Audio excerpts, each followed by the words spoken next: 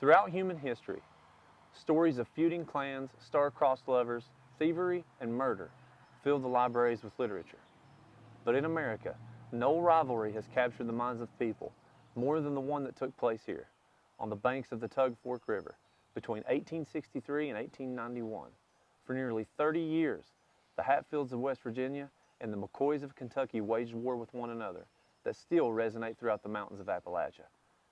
In this season finale of Record West Virginia, we examine the events of the infamous Hatfield and McCoy Feud.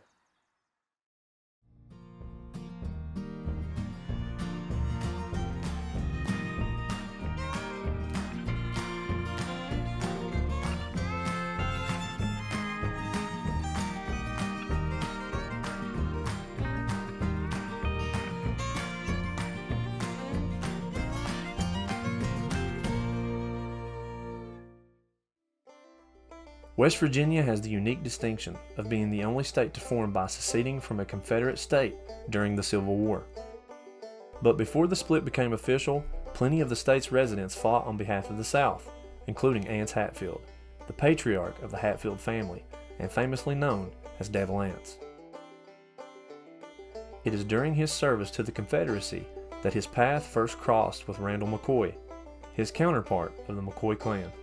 But they didn't face off as enemies. Instead, they both served in the Confederate Army until Devil Ance left his position and returned to present-day Mingo County to protect his home from raids carried out by Union supporters. Once home, events would unfold that some historians cite as the beginnings of the bloody feud that would make both Devil Ance and Old Randall infamous. The very first interaction that we know of between the Hatfield and McCoy families was during the Civil War. A lot of people think that the Hatfields and McCoys were on different sides of the war, but that's actually not true. Both Devil Ance and Randall McCoy served for the South and actually in the same unit. But in 1863, Ance had been moved further and further from his home to fight. His homeland was being attacked. His house was burned, I believe, and his wife and his only son were threatened. And he was getting ready to get transferred to Tennessee, which in those days would have felt like getting sent to China. And so they were very unsatisfied. So he left the army. He was actually called a deserter, but he left the army and came back to his homeland in southern West Virginia. It was West Virginia by then, to fight again. And he reconstituted this home guard unit called the Logan Wildcats and continued to fight all through that period. Randall McCoy, who was a Southern soldier, he had a brother named Asa Harmon McCoy who fought for the North. And Asa had got wounded, came back home to mend, and the Hatfields, who were part of this local regulator group, they let the word get out that they were going to capture and kill him if they could. And so they searched for Asa. Eventually, some of the Hatfields caught him. Ance wasn't there at the time, and Asa was killed. And that's the first interaction that we know of, especially negative one, between the Hatfields and the McCoys. Now, many people consider the Civil War, especially the early authors, consider the Civil War to be the beginning of the feud. But there's not another event between these families for almost a decade. After the Civil War ends, Devil Ance successfully enters the timber business. While on the Kentucky side of the river, Randall McCoy heals wounds he suffered during the war. It's a decade of peaceful interactions between the Hatfields and the McCoys after the murder of Asa Harmon McCoy by the Logan Wildcats, which convinces many historians it is a dispute over a pig and a betrayal within the family ranks that actually kickstarts the feud in 1878 and sends the two families on a collision course with one another. There was a situation where Devil Ance Hatfield's cousin, Floyd Hatfield, and Randall McCoy were neighbors. They sort of lived across the hill from each other. And at the end of the season, everybody would gather in their hogs that they had let roam around to mass, to forage for themselves. And Randall went by Floyd Hatfield's hog pen and saw a hog that he thought was his. And they got into an argument about it, but they didn't pull their guns and shoot each other like all the stories you usually think of the Hatfields and McCoys. They went to the local magistrate to have him resolve it. Well, their local magistrate was related to Devil Ance. He was a Hatfield. His name was also Ance Hatfield, but they called him Preacher Ance. he didn't want to be seen as impartial. Normally, he would have made the judgment. So he put together a little court that had 6 Hatfields on it and 6 McCoys. And he then said to Floyd Hatfield, who was the one that supposedly had the hog, let's see the hog so we've got some evidence. And Floyd said, I'm sorry, I ate it. And then one of his friends, who was a Hatfield hanger-on, said, I saw the hog. It was Floyd's hog. It wasn't Randall's. So the jury goes to deliberate. All the Hatfields vote with the Hatfield. All the McCoys vote with the McCoys, except for one. One of the McCoys, a guy named Selkirk McCoy, crosses over, votes with the Hatfields, and the Hatfields win. Now, Randall was furious about this. He felt like he had been hoodooed. Turns out that this Selkirk McCoy actually worked for Devil Anse Hatfield on his timber crew. And Randall basically said, this is not a just verdict because he was beholden to his job for Devil Anse, and he crossed over. But the judge said, if you had a problem with the jury, you should have said something about it before you got the verdict you didn't want. And we have 3 first-person accounts of people who were asked that, who were in the feud. Every one of them starts with the hog trial when they begin to tell the story. Despite an increased level of tension between the two families and some subsequent skirmishes, 2 years pass after the hog trial before the next major incident in the feud. This time, it's not a conflict, but a union that will intertwine the Hatfields and the McCoys, serving to further fan the flames of animosity. So there's an election in 1880, and elections in those days were these big parties. People came out all day long. It was the beginning of the spring. People had been in all winter long, and they came out from all over the area to party and have a good time and all these things. And so John C. Hatfield, who is Devil Anse Hatfield's oldest son, met Rosanna McCoy, who was Randall McCoy's oldest daughter, at this event. They spent the entire day together, and by the end of that day, decided that they wanted to get married. So John C. takes Rosanna back to his home, back to Devil Anse Hatfield's house, and says to his dad, I want to marry her. Now, we have no idea how Devil Anse reacted to that, but he allowed her to stay in his home for several months. And then Rosanna became pregnant with John C.'s baby. An upcoming marriage and a new baby that would share the blood of both the Hatfields and the McCoys should have put an end to any hostility. However, it is here that the feud takes perhaps its most tragic turn, when John C. continuously puts off the marriage, angering Rosanna's family, especially her 2 brothers, who hatch a plan to capture John C. and take him to Pikeville, Kentucky, where he is a wanted moonshiner.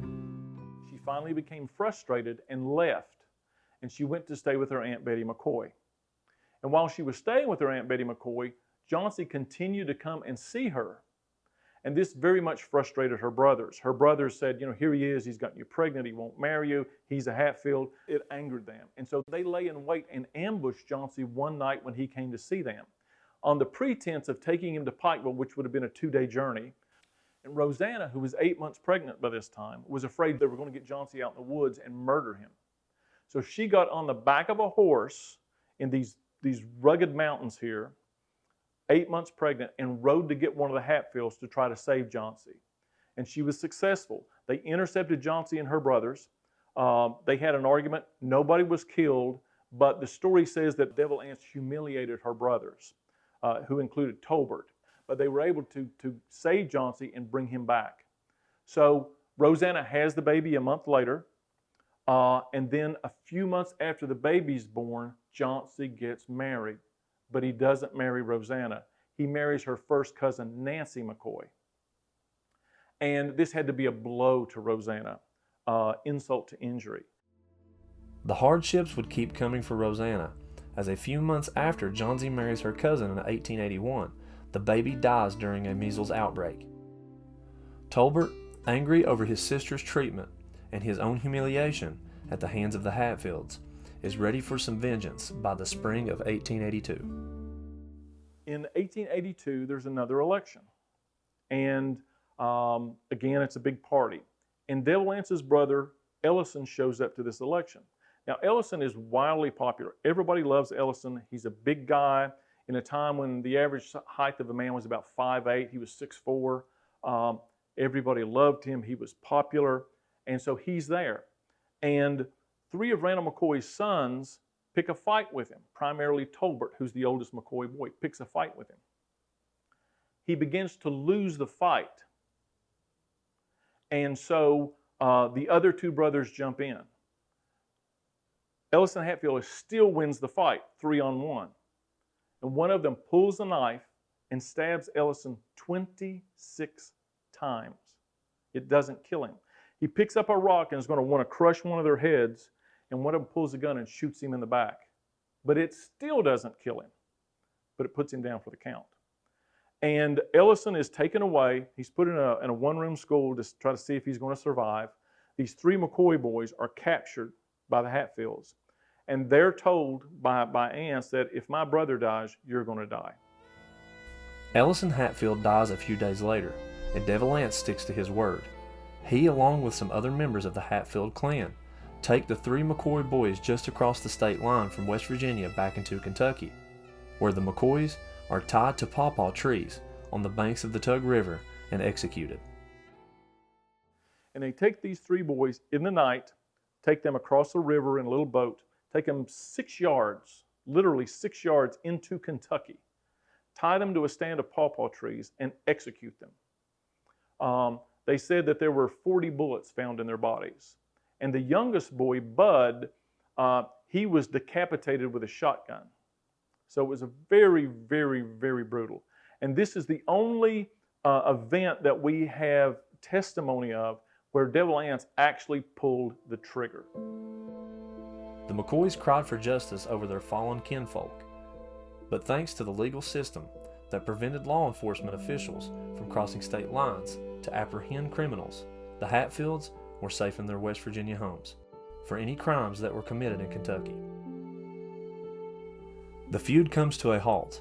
For 5 years there is no bloodshed on either side. However, that all changes when a new Kentucky governor is elected. And so everybody thought the feud was over, this long lull. And then suddenly there's a new governor elected in Kentucky, a guy named Simon Bolivar Buckner.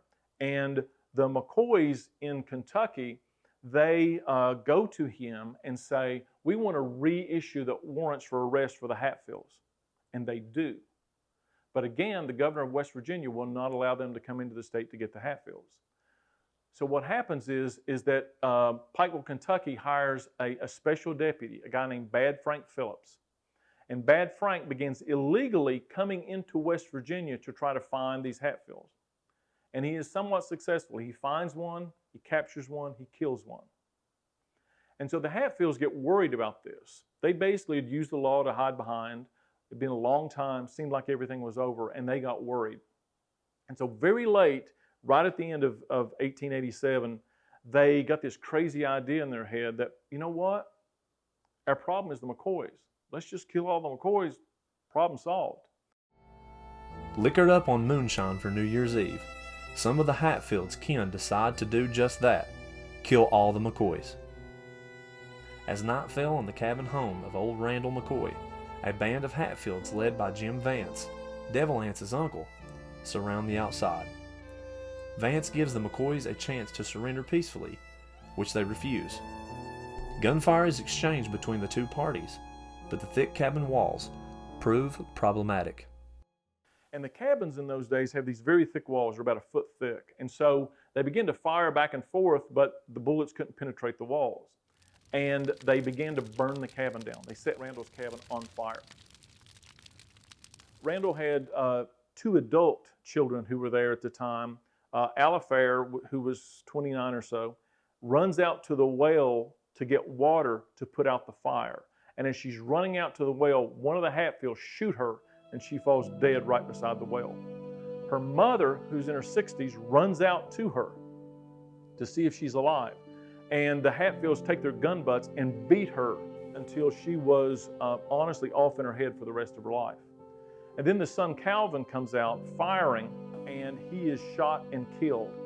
And then somehow Randall is able to escape into the woods. Locals had long saw the conflict of their warring neighbors as an eye for an eye dispute. But after that New Year's Eve, residents in the region began to see the Hatfields in a different light, and this put Devil Anse's clan on the defensive. But after this, it completely changed opinions about the Hatfields. This was cold-blooded murder in the middle of the night, cold-blooded ambush, killing women. And so it changed everything. And the McCoys, who had not been able to get a whole lot of support, of the same kind of support that the Hatfields had, were able to put together a posse, and they began searching for the Hatfields. And they crossed the state line illegally, not caring about it. And they searched for the Hatfields. And because it was illegal for them to cross into the state, West Virginia also put together a posse of its own. And these two armed groups were going back and forth across the borders. And they eventually meet at a place called Grapevine Creek, which is in West Virginia. And they have the only military-type skirmish that you have in the feud. And they're shooting at each other back and forth. There's really only one person killed on the Hatfield side, but there's several people captured. And all the people that had been captured there and previously were taken to Pikeville and put in jail to stand trial. With several members of the Hatfield family behind bars in Kentucky jails, Devil Anse uses his remaining political connections to take the feud from the hills to the courts.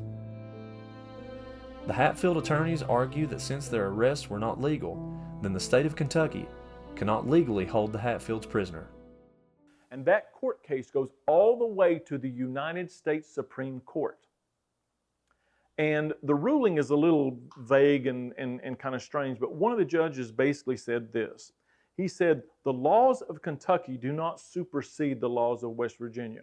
One state's laws are not more important than another state's laws, which basically codified the results of the Civil War, that we were not a loose group of loosely confederated states, but we were one nation of one law. And so it codified the results of the Civil War. And so basically the Hatfields lost. They went to trial. With all legal avenues exhausted, the captured Hatfields, which included several of Devil Anse's sons, go to trial, where they are all found guilty and sentenced to life in prison. Except for one, a young man that went by the name Cotton Top Mounts, who was hanged in February of 1890 for his role in the massacre of New Year's Eve, the only legal execution during the feud. He was the only person who confessed to actual murder, and so they hanged him. And basically, there'd been all this bloodshed, and he became the sacrificial lamb. And his hanging in February of 1890 is considered to be the end of the feud.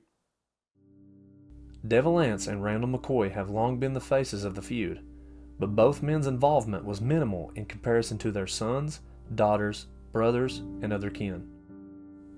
Perhaps that is why both patriarchs survive, far exceeding life expectancy, not just of their relatives, but of all Americans of the time period. The feud's aftermath left a lasting effect not only on the Hatfields and the McCoys, but on the people of Appalachia. One that today unfairly leaves the people of southern West Virginia and eastern Kentucky with a tainted reputation. In a time where the average life expectancy is 42 years of age, Anse lives to be 81 and Randall lives to be 88. So these guys that had this hugely violent life lived twice as long as a normal life. The most lasting effect of the Hatfield McCoy for people who live in Appalachia is that all the negative stereotypes of hillbillies started with the Hatfield McCoy feud. The Hatfield McCoy feud was wildly popular. It was in newspapers all over the country during its time, and this was the age of yellow journalism. And so one newspaper would say 10 people had gotten killed, and the next newspaper would take that and make that 100 people got killed, and it just got blown out of proportion. The first book that was written about the feud was actually written by a newspaper man who came down here to interview the people. And he talked about the people here like they were subhuman. That they were unintelligent and barefoot and toothless and married their cousins. And that stereotype stuck. And it became pervasive. Before that, mountain peoples were seen as pioneers and salt of the earth. But once this happened, it changed all that. And ever since then, West Virginia and all of Appalachia have been wrestling with that stereotype of barefoot and pregnant and all those negative things. The feud has been exploited for monetary gain both inside and outside of Appalachia, oftentimes using almost cartoonish imagery of moonshine and drunken hillbillies. But that portrayal betrays the very real and very tragic figures of the feud, whose bloodshed still impact the people and culture of the Mountain State. We hope you enjoyed this season of Record West Virginia, and if you did, please like, subscribe, and as always, thanks for watching.